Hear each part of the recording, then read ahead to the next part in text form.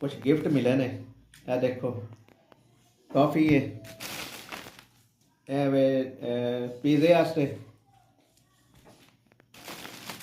ए चीज़ एल्गॉन bland.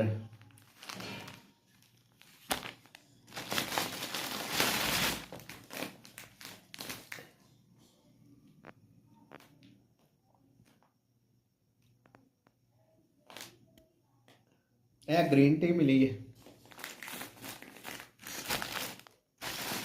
चाय वे जी आम पीने असी, 1 2 3 4 5 ते 6 है वड्डा पैकेट है 6वां ए वाला।